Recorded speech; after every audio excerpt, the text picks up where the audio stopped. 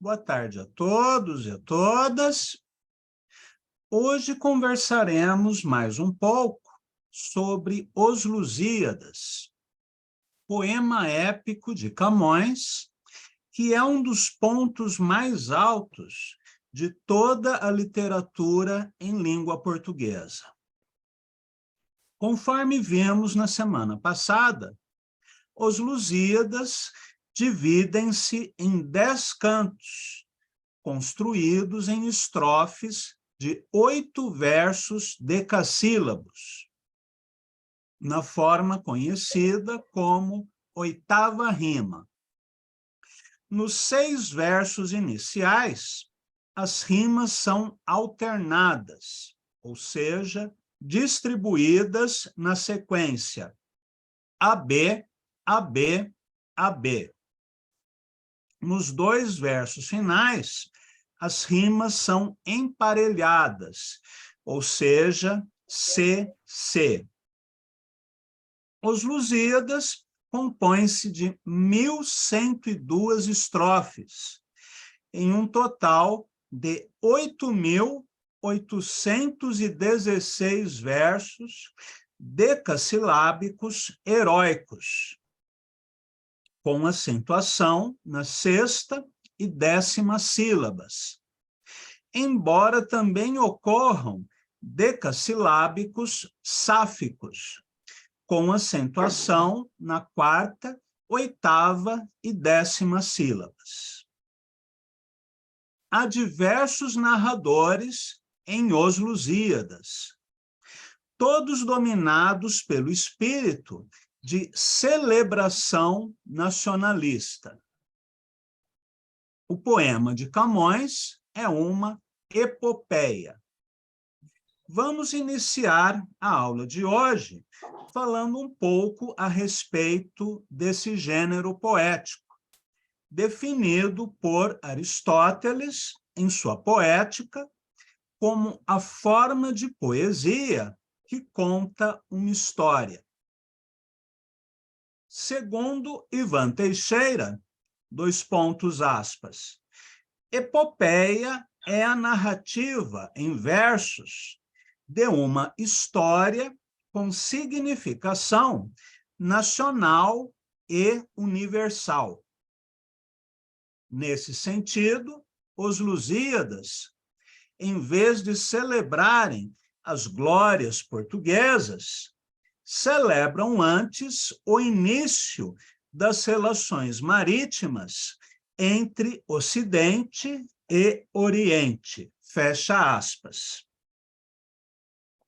Podemos entender esse universalismo também sob o ponto de vista da expansão do cristianismo, ainda sob o espírito de cruzada missionária, e também pela ótica colonialista europeia, que, transcendendo o localismo da economia feudal, iniciou a era da internacionalização da economia, como já anunciaram Marx e Engels em 1848. Portanto, não tem nada mais velho do que esse papo de globalização, que não surgiu na década de 90.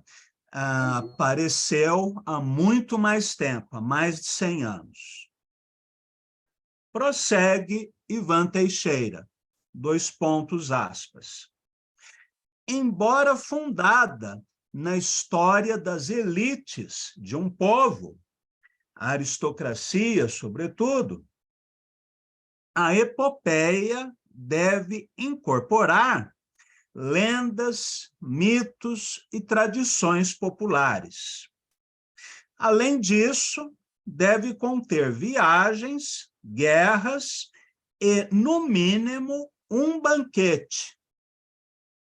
A função do banquete, na epopeia, é servir de cenário para o canto de um aedo, ou seja, um recitador né, do poema épico, cujo conteúdo pode ser a síntese de aventuras passadas ou a profecia de conquistas futuras.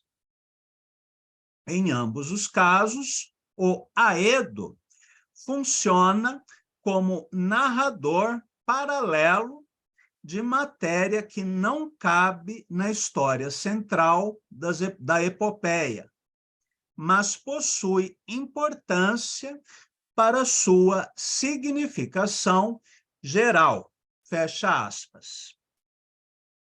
No caso de Os Lusíadas, esse banquete acontece no canto 10, quando a ninfa Tétis oferece uma recepção a Vasco da Gama e seus companheiros na Ilha dos Amores, episódio em que também acontece a visão da máquina do mundo.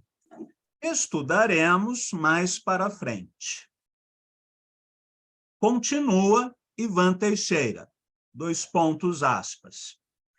assim, uma epopeia não se caracteriza apenas pelo assunto heróico, nem somente pelo tom de celebração nacional.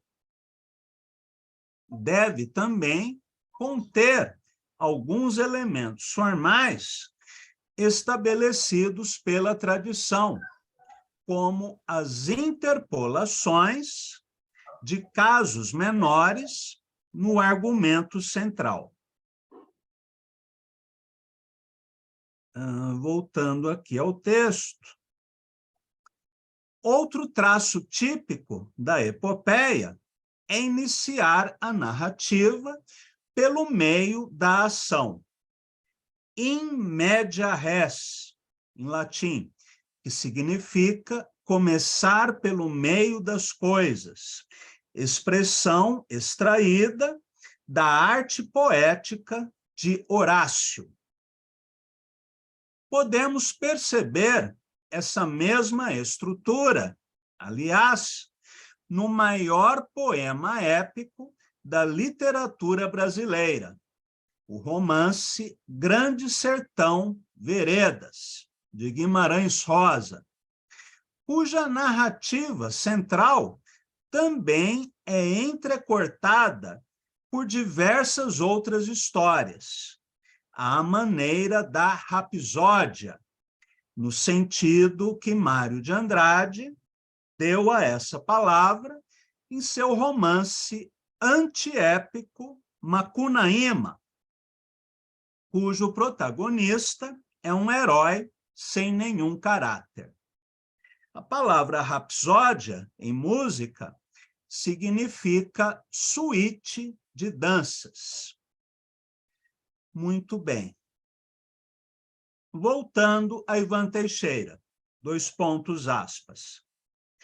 estes requisitos são importantes para a caracterização do discurso épico, mas nenhum deles, talvez, seja tão importante quanto a elevação da linguagem.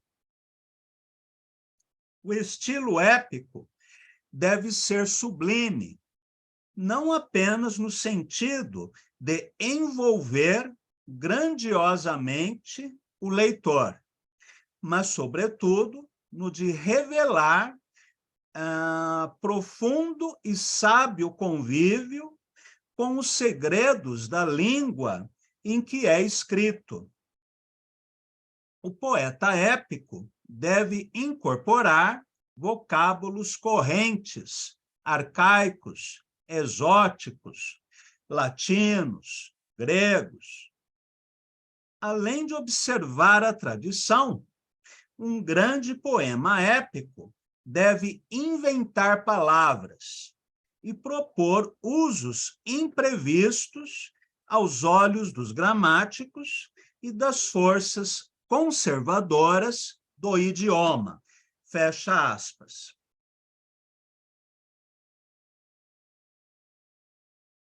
Nesse aspecto, a epopeia se aproxima da tragédia, caracterizada pela linguagem elevada, que apresenta os seres humanos tal como eles deveriam ser, ou seja, modelos de coragem, modéstia, né, virtudes, de modo geral, como diz Aristóteles na Poética. E se diferencia da comédia, que mostra os seres humanos tais como eles realmente são, medrosos, traiçoeiros, mentirosos, enfim, todos os tipos que encarnam vícios. Enquanto a tragédia encarna virtudes, a comédia encarna vícios, em linguagem coloquial, ou mesmo vulgar, para despertar o riso. Lembrando que na Divina Comédia, de Dante Alighieri, ele mistura as duas coisas, o tom elevado, sublime, e o tom coloquial e vulgar. Prossegue o autor, (aspas). As inovações de uma epopeia não devem restringir-se ao nível vocabular do idioma. Precisam também atingir o nível sintático e fonológico. E a riqueza sintática e sonora da epopeia camoniana não tem tamanho. A principal fonte de suas inovações era o latim clássico, assim como Milton, né, se inspirou no latim para escrever O Paraíso Perdido. Mas nem por isso o poeta deixou de acatar sugestões da língua falada em seu tempo. Fecha aspas. Bem, após essa breve descrição do conceito de epopeia, vamos comentar hoje e nas próximas aulas alguns dos principais episódios do poema camoniano. Já no primeiro canto, temos o episódio do Concílio dos Deuses, no Monte Olimpo. Júpiter faz referências às vitórias portuguesas sobre os espanhóis e os muçulmanos. Afirma que os guerreiros lusitanos irão superar os feitos dos povos da antiguidade.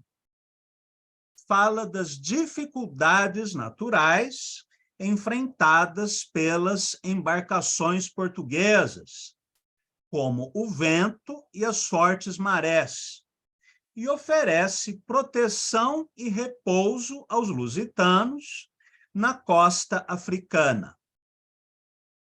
Baco, que conquistara a Índia e o Egito, opõe-se ao apoio aos portugueses, pois teme que estes superem os seus feitos e substituam o seu culto pelo cristianismo. Vênus defende a causa de Portugal, pois acha os lusitanos similares aos antigos romanos, inclusive no idioma. O português é uma língua latina. Marte, por amor a Vênus, ou por reconhecer os méritos dos lusitanos, apoia-os também. Por fim, Júpiter dissolve a Assembleia e decide a favor de Vasco da Gama e seus homens. Aqui, o modelo de Camões foi o Homero da Ilíada, em que os deuses gregos também intervém no conflito, tomando o partido de gregos ou de troianos.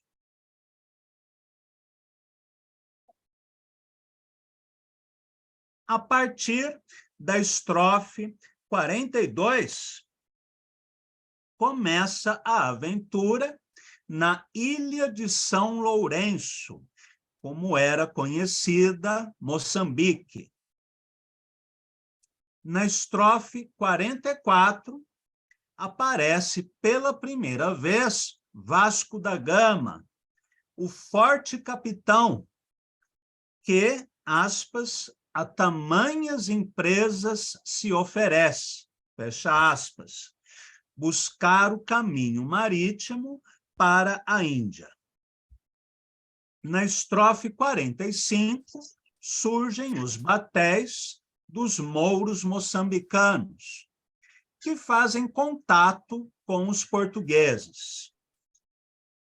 Eles trocam informações sobre as duas culturas, e o mouro pede para conhecer as armas e os livros sagrados dos portugueses.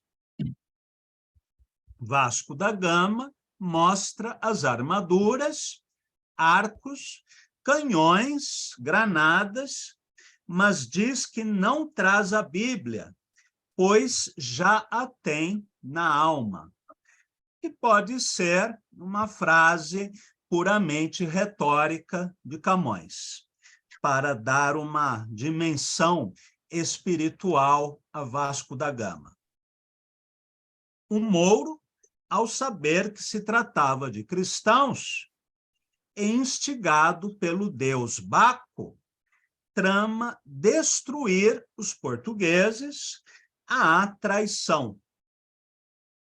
O próprio Baco jura que Vasco da Gama nunca chegará à Índia.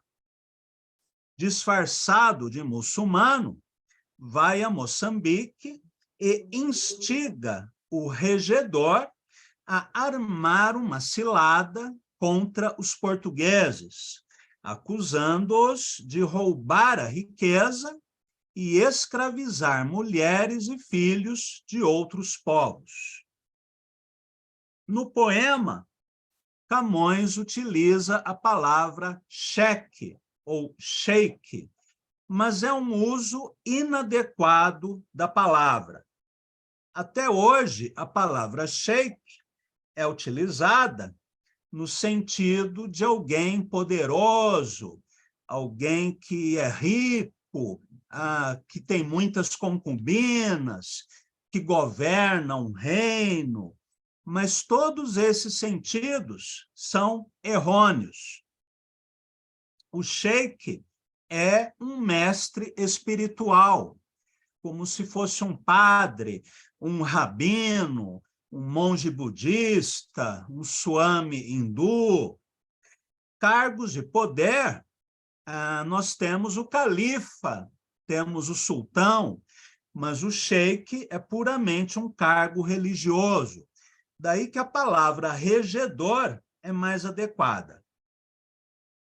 O regedor, ou rei, acredita e prepara uma emboscada, mas os portugueses respondem e afugentam os mouros, que abandonam a ilha. Fingindo arrependimento, o regedor tenta reconciliar-se com Vasco da Gama e envia-lhe um piloto que, supostamente, saberia conduzi-lo até a Índia. Porém, na verdade, a intenção era levar o capitão lusitano até uma armadilha. Aqui também há um viés preconceituoso, né? Não só de Camões, mas da Europa do século XVI, para não dizer da Europa atual, que mostra o muçulmano como alguém traiçoeiro, inconfiável, né, cruel, entre outras qualidades não muito positivas. O piloto diz a Gama que este deveria ir à ilha de Quiloa, pois esta era habitada por cristãos. Na verdade, porém, era uma ilha muçulmana, onde a armada lusa seria atacada. Sabendo disso, Vênus intervém, fazendo com que os ventos levassem a embarcação a outra direção. Baco, então, instrui o piloto a preparar nova cilada, instigando Gama a seguir para Mombasa, outra ilha muçulmana. Lembrando que, nessa época, a religião islâmica tinha forte influência em boa parte da África, o que subsiste, aliás, até os dias de hoje. Ao chegar nas águas territoriais dessa ilha, batéis, ou seja, barcos nativos, esperam os portugueses, pois Baco os avisara dessa chegada. E é interessante a associação que Camões faz entre os muçulmanos e Baco, ou Dioniso, que é uma divindade relacionada ao vinho e também à luxúria, que é um outro modo indireto de depreciar os muçulmanos. Embora Vênus também seja uma deusa associada à sexualidade. Bem, o canto termina com afirmações do poeta sobre as traições e fingimentos humanos, sobre a insegurança, o engano, o desconcerto do mundo, tema de sua poesia lírica, aliás. É notável, neste canto, a forte visualidade de algumas passagens, bem como as referências históricas, geográficas e astronômicas. Os Lusíadas são um poema enciclopédico, embora não se compare à Divina Comédia de Dante nesse aspecto. Dante tem muito mais informações mitológicas, teológicas, filosóficas, mas Camões, como bom renascentista, resume o conhecimento de sua época. Percebemos aqui também o modo pejorativo como eram retratados os árabes e africanos muçulmanos, o que, aliás, permanece até os dias de hoje na mídia hegemônica internacional. Para quem se interessa pelo tema, há um livro muito interessante do Edward Said, um historiador palestino, chamado Orientalismo, o Oriente como invenção do Ocidente. Bem, após este breve resumo, vamos ler algumas passagens do primeiro canto do poema camoniano. Claro que eu não sou louco de fazer a leitura integral, né, dos Lusíadas, que seria uma aventura fascinante, mas também exigiria muito fôlego, não apenas de quem lê, mas também de quem ouve. Mas é interessante conhecermos um pouco dessa poesia. Então, vamos lá. Canto primeiro, onde o autor apresenta a proposição que traz o assunto geral do poema, como nós vimos na aula passada. As armas e os barões assinalados, que da ocidental praia lusitana, por mares nunca de antes navegados, passaram ainda além de Tapobrana, em perigos e guerras esforçados, mais do que prometia a força humana, e entre gente remota edificaram novo reino que tanto sublimaram. Barões aqui quer dizer homens ilustres, claro, membros da aristocracia. Taprobana é um nome antigo do Ceilão, que hoje se chama Sri Lanka.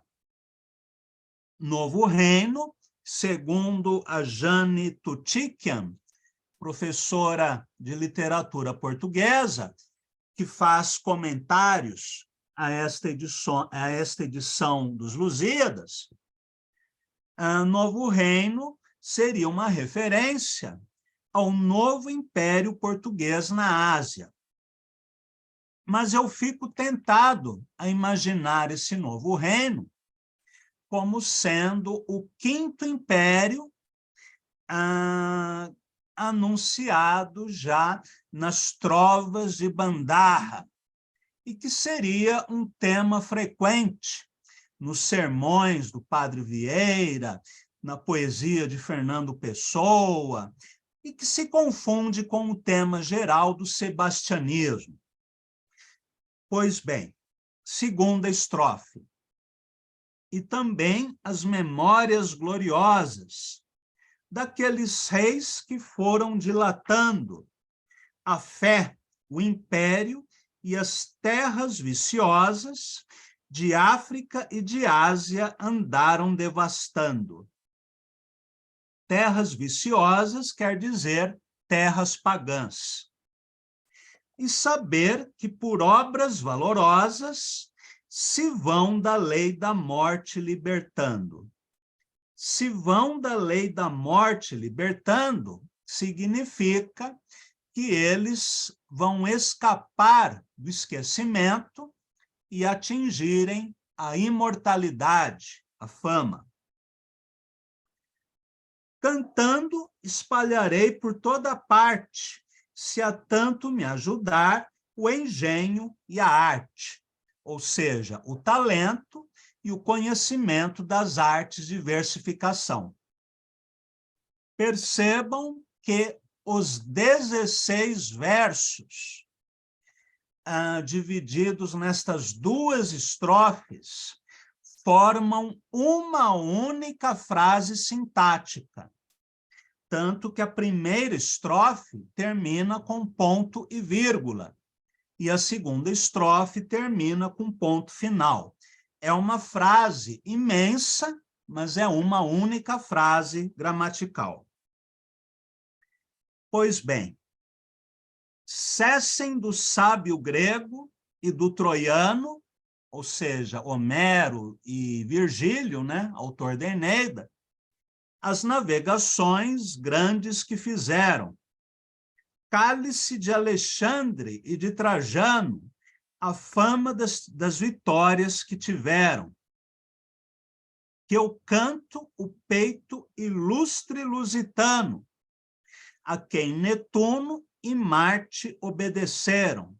Cesse tudo o que a musa antiga canta, que outro valor mais alto se levanta. Perdão, quando ele diz cessem do sábio grego e do troiano, o sábio grego é Ulisses, personagem da Ilíada e da Odisseia de Homero. E o troiano é Enéas, personagem da Eneida de Virgílio. Aqui, modestamente, Camões está dizendo que ele é melhor poeta do que Homero e Virgílio. O que significa que, provavelmente, ele está lá no purgatório, no círculo da soberba, quem sabe dividindo alguma cova ardente ao lado de Dante. outro poeta que não primava pela modéstia. Mas continuando. E vós, Tágides, as ninfas, né, do rio Tejo. Aqui já estamos na parte da invocação. Primeiro nós lemos a proposição, a apresentação do tema, e agora temos a invocação. E vós, Tágides, minhas, pois criado tendes em mim um novo engenho ardente, se sempre em verso humilde, celebrado foi de mim vosso rio alegremente. Claro que esse verso humilde é uma forçação de barra danada, né? Dai-me agora um som alto e sublimado, um estilo grandíloco e corrente, porque de vossas águas Febo ordene. Febo é Apolo, né? O deus do sol. Que não tenham inveja às de Hipocrene. Às, há um sujeito oculto aqui, que são as ninfas do rio Hipocrene, que, segundo a mitologia grega, quem bebesse das águas desse rio se tornaria um poeta talentoso. Então, era muito fácil, né? Era só procurar esse rio, né? Tomar um cantil de água, você já saía por aí escrevendo poemas maravilhosos. Pois bem, por que essa invocação às Tágides? Camões está dizendo aqui, eu já escrevi sonetos, odes, canções, poemas líricos. Agora eu quero a sua ajuda para escrever um poema épico. Dai-me uma fúria grande e sonorosa. Fúria no sentido de inspiração, delírio poético. Eu sempre achei este um dos versos mais belos de Camões. Dai-me uma fúria grande e sonorosa, e não de agreste avena ou flauta rude, mas de tuba, canora e belicosa, que o peito acende e a cor ao gesto muda. Então, eu não quero uma flauta mais adequada à poesia lírica. Eu quero uma tuba, um trombone, um trompete, né, que produzem sons mais próximos aos de um poema épico. Dai-me igual canto aos feitos da famosa gente vossa, que a Marte tanto ajuda, que se espalhe e se cante no universo, se tão sublime preço cabe em verso. Agora ele vai fazer a dedicatória ao rei Dom Sebastião. E vós, ó bem-nascida segurança da lusitana antiga liberdade, e não menos certíssima esperança de aumento da pequena cristandade. Vós, o novo temor da moura lança, maravilha fatal da nossa idade, dada ao mundo por Deus, que todo o mande para do mundo a Deus dar parte grande. Aqui Camões está dizendo que Dom Sebastião foi enviado por Deus para combater e vencer os mouros e assim expandir a cristandade. Vós, tenro e novo ramo florescente de uma árvore, árvore aqui é no sentido da genealogia, de Cristo mais amada que nenhuma nascida no Ocidente, cesárea ou cristianíssima chamada, vede-o no vosso escudo, que presente vos amostra a vitória já passada, na qual vos deu por armas e deixou as que ele para si na cruz tomou. Aqui Camões diz que, além de Dom Sebastião ter sido enviado por Deus, a sua glória é ainda maior que a dos reis da Alemanha e da França, representados aqui pela Cesária, que indica a Alemanha, e a Cristianíssima, que é a França. Vós, poderoso rei, cujo alto império o sol, logo em nascendo, vê primeiro. Vê-o também no meio do hemisfério, e, quando desce, o deixa derradeiro. Vós que esperamos jugo e vitupério. Jugo no sentido de sujeição imposta pelo mais forte. Né? Vitupério é afronta, insulto à honra, injúria. Do torpe ismaelita cavaleiro, né, muçulmano, do turco oriental e do gentio, que ainda bebe o licor do Santo Rio. O Santo Rio é o Ganges. Inclinai por um pouco a majestade, que nesse tenro gesto vos contemplo, que já se mostra qual na inteira idade, quando, subindo, ireis ao eterno templo. Eterno templo, aqui que significa a fama das armas. Os olhos da real benignidade, ponde no chão, vereis um novo exemplo de amor dos pátrios feitos valorosos, em versos divulgando numerosos. Aqui ele quer dizer, né, que os feitos de Dom Sebastião serão cantados, né, por versos, ponde no chão vereis um novo exemplo de amor dos pátrios feitos valorosos, em versos divulgado numerosos. Então, esses feitos de armas serão muito cantados. Vereis amor da pátria, não movido, de prêmio vil, mas alto e quase eterno. Que não é prêmio vil ser conhecido por um pregão do ninho meu paterno.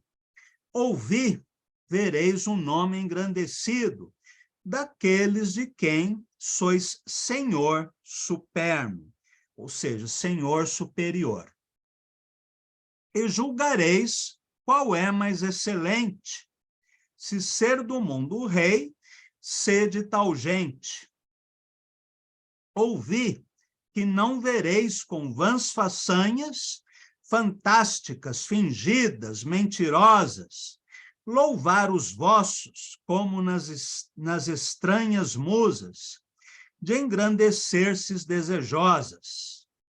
As verdadeiras vossas são tamanhas, que excedem as sonhadas fabulosas, que excedem Rodamante e o vão Rugeiro, e Orlando, ainda que fora verdadeiro.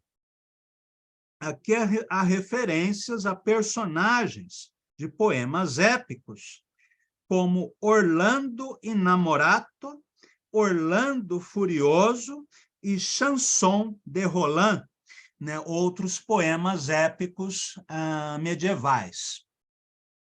Continuando na sua falsa modéstia, Camões diz que, ao contrário desses heróis, cujas façanhas são mentirosas, ele, Camões, vai contar as façanhas verdadeiras de Vasco da Gama, que é um representante direto do próprio rei Dom Sebastião. Por estes vos darei um Nuno Fero. Nuno Alves Pereira, também conhecido como Santo Condestável ou Beato Nuno de Santa Maria, né, general português do século XIV, que desempenhou um papel fundamental na crise de 1383 em que Portugal jogou a sua independência contra Castela. Fero quer dizer feroz, né? Uma dificuldade para quem lê a Divina Comédia de Dante e o primeiro canto, sobretudo, dos Lusíadas de Camões, está nas referências históricas, literárias e mitológicas. Então, para quem for ler o Camões em casa, é bom deixar o Google aberto para fazer pesquisas, ou comprar esta edição da LPM, que eu comprei numa banca de jornal, e que deve ter também na estante virtual, que possui notas de rodapé bastante esclarecedoras, além de vários comentários importantes da Jane Toltikian. Prosseguindo. Por estes vos darei um nono fero, que fez ao rei e ao reino tal serviço, um Egas e um Dom Fuas, que de Homero a cítara para eles só cobiço. Pois pelos 12 pares da França, né, dar-vos quero os 12 da Inglaterra e o seu magriço. Dou-vos também aquele ilustre Gama, que para si de Enéas tomou a fama. Aqui há várias citações, então vamos a elas. Edgar Moniz, personagem lendário da história portuguesa, ligado ao reinado de Afonso VII. Fuas Roupinho, nobre português do século XII, ligado ao processo da reconquista cristã da Península Ibérica. Homero, né, todos conhecem, os 12 pares da França, foram 12 cavaleiros, né, companheiros de Carlos Magno.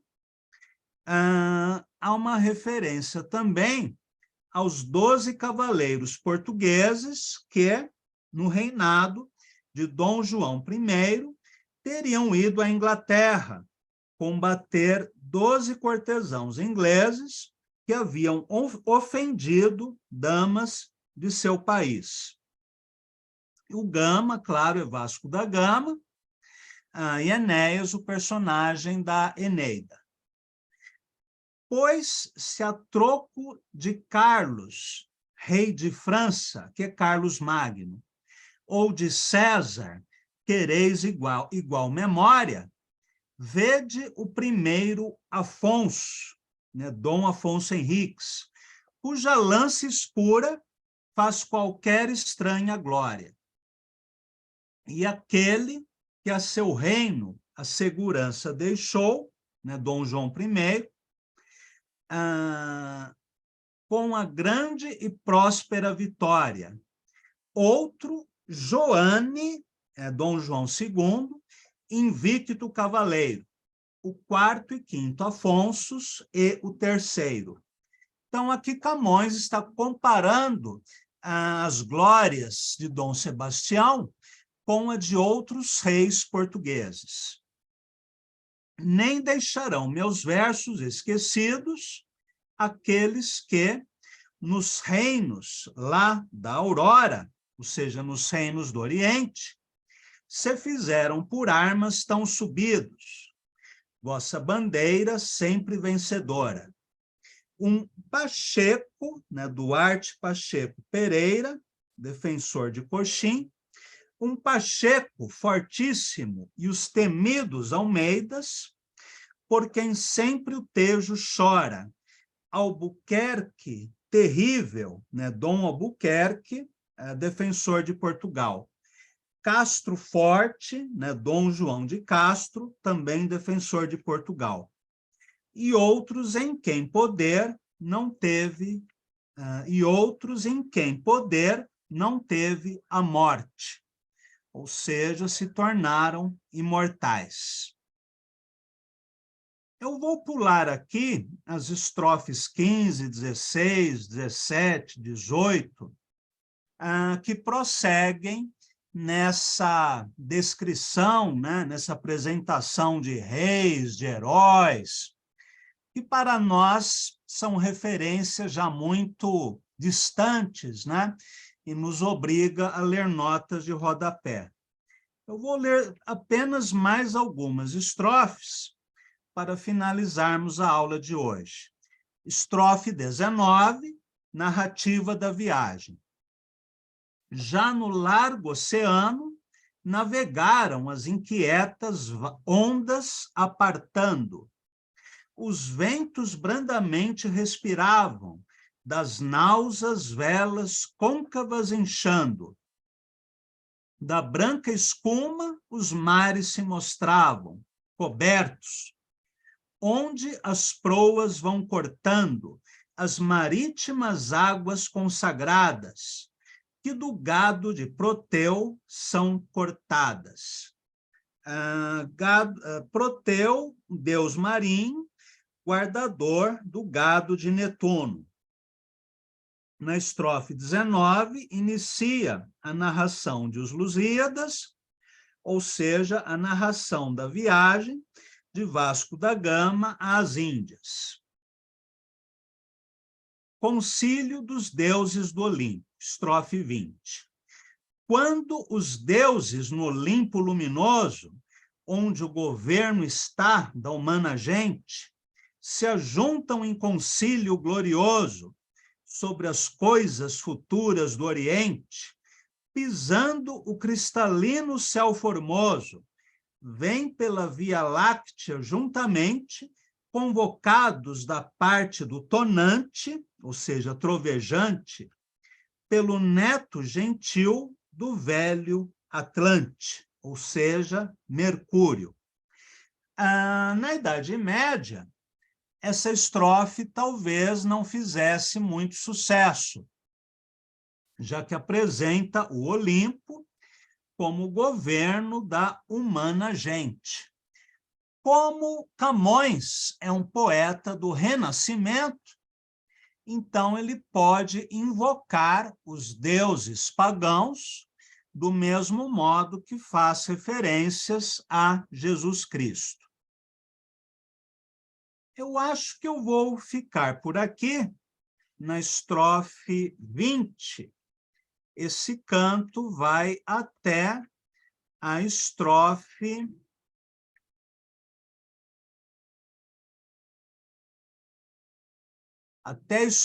106. Mas eu achei interessante nós lermos as 20 estrofes iniciais, primeiro para vermos como que o poeta constrói a proposição, a invocação e a dedicação do poema, que são partes da introdução, e também o início da narrativa propriamente dita. E também para termos uma ideia da estrutura sintática bastante complexa usada por Camões, a sua semântica, as referências múltiplas a personagens históricos, lendários, mitológicos, pagãos, cristãos, e as várias referências históricas e geográficas, né? E depois serão também referências astronômicas, conforme a ciência da época. Na aula da semana que vem, nós estudaremos o episódio de Inês de Castro, que está no terceiro canto dos Lusíadas. Caso vocês tenham alguma edição comentada dos Lusíadas e puderem ler de hoje até quinta-feira que vem o primeiro canto e o segundo canto do poema, seria ótimo.